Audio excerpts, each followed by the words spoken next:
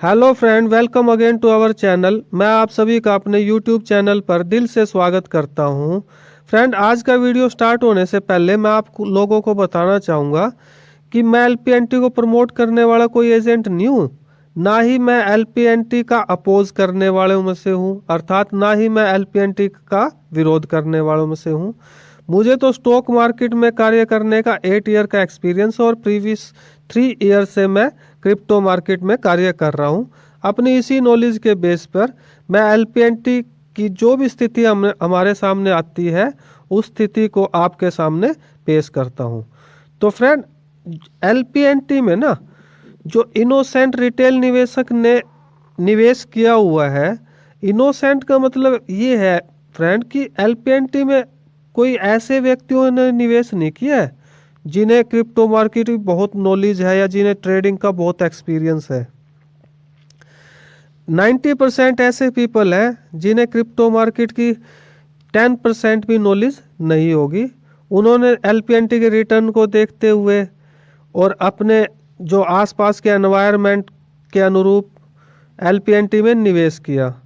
और एलपीएनटी ने no doubt friend, past में बम्पर रिटर्न भी एलपीएनटी ने दिए, मैसिव पंप हुआ, उसके बाद वो डंप भी हुआ और प्रीवियस 2 और 3 मंथ से एक रेंज के बीच में भी सर्कुलेट हो रहा है जहां से एलपीएनटी का प्राइस ना बढ़ रहा है ना घट रहा है।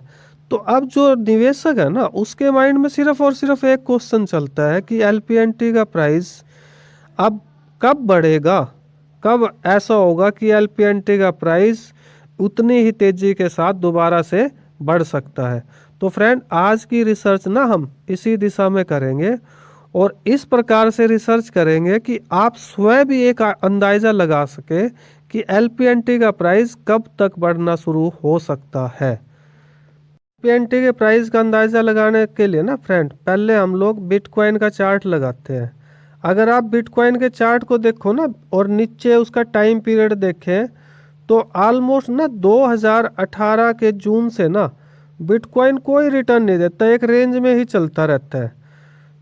2 साल से ज़्यादा का समय बिटकॉइन लगाता है इसी रेंज में चलने का। बिटकॉइन में तो ऑल ओवर वर्ल्ड के लोगों ने इन्वेस्ट किया हुआ था और फिर भी बिटकॉइन 2-2.5 साल से कोई रिटर्न नहीं देता।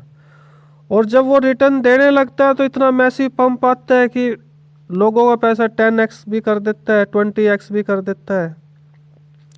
यहाँ मैं आपको ये समझाना चाहता हूँ कि क्रिप्टो मार्केट में ना अगर हमने डीप से बाइंग कर रखी है तो हम हमेशा प्रॉफिट में ही रहेंगे, लेकिन हमने अगर ऊपर से बाइंग की है ना तो हमें वेट तो करना पड़ता है। ये क्रिप्टो मार्केट का उसूल है कि भाई यहाँ पर अगर एक बार ना पंप आया है तो डंप आने के बाद एक लंबा टाइम पीरियड भी लगाना पड़ सकता है। फ्रेंड, एक एग्जांपल और लेंगे हम। मैं आपको शिबा इनू के चार्ट पे लेके चलता हूँ। अब फ्रेंड, हम फेमस कॉइन शिबा इनू की हिस्ट्री देखते हैं। स्टार्ट में शिबा भी काफ़ी समय तक कोई रिटर्न नहीं दे पाता, फिर एकदम से शिबा में पंप आता है, रिटर्न दे देता है, उसके बाद फिर से डंप आता है, जो रिटर्न दिए थे वो सब खत्म। अब इसके बाद ये जो टाइम पीरियड आप देख रहे हो ना, ये लगभग 1 साल का टाइम पीरियड है। जिसने पेशेंस के साथ शिबा इनू को होल्ड करके रखा ना, वही रिटर्न लेके गया फिर मार्केट से। और जिसने पेशेंस लूज कर दिया, बेच के निकल गया, वो क्या रिटर्न लेगा। अब यहाँ शिबा के माध्यम से ना फ्रेंड, मैं आप लोगों को ये बताना चाह रहा हूँ कि ये तो क्रिप्टो मार्केट का ना एक बेसिक सा रूल है। जहाँ पंप होगा ना किसी कॉइन का प्राइस, तो वो प्राइस डंप भी होगा। अब ऐसा नहीं है कि अगर डंप हो जाता है तो वो कॉइन खराब हो गया है, ऐसा कॉइन के बारे में हम नहीं कह सकते। हाँ, ये है फ्रेंड कि आप शिबा दोबारा से मे भी यहाँ वेट करा दे अपने इन्वेस्टर को, 1 ईयर 2 ईयर कितनी भी वेट ये करा सकता है, उसके बाद फिर से पंप भी हो सकता है। और प्राइस का मैटर देखे ना फ्रेंड, शिबा ने ऑलमोस्ट देखो ये 0.0 के बाद 40 है और उसके बाद जब दोबारा ये पंप होता है ना तो 0.0 के बाद 80 है। यानी कि पिछले जो हाई से ना ये सिर्फ 2x ही हो पाया, डबल ही हो पाया फ्रेंड। अगर आप ये उम्मीद लगा के बैठे हो कि भाई ये इस हाई से 100x बढ़ जाए, 100 गुना हो जाए, 200 गुना हो जाए, तो ये भी क्रिप्टो मार्केट में पॉसिबल इतना हो नहीं पाता किसी भी कॉइन के लिए। एक दो कॉइन अपवाद के रूप में तो हो सकते हैं, लेकिन हर कॉइन में वो सिचुएशन नहीं हो सकती। तो फ्रेंड अपने हम LPNT के चार्ट पे चलते हैं वापस। अब LPNT की स्थिति को देखते हैं। तो फ्रेंड अगर LPNT को देखें तो सेम सिचुएशन LPNT में भी है। अब LPNT यहाँ पर अपने जो इन्वेस्टर है अभी तो उसने वेट 2 और 3 मंथ की ही कराई है, वेट तो लंबी भी हो सकती है। अब फ्रेंड आप ये क्यों बोलते हैं, बैंक में अगर हम FD कराते हैं ना तो 17 ईयर में हमारा पैसा डबल होता है, और क्रिप्टो में हम लोग 1 वर्ष का भी पेशेंस नहीं रख पाते।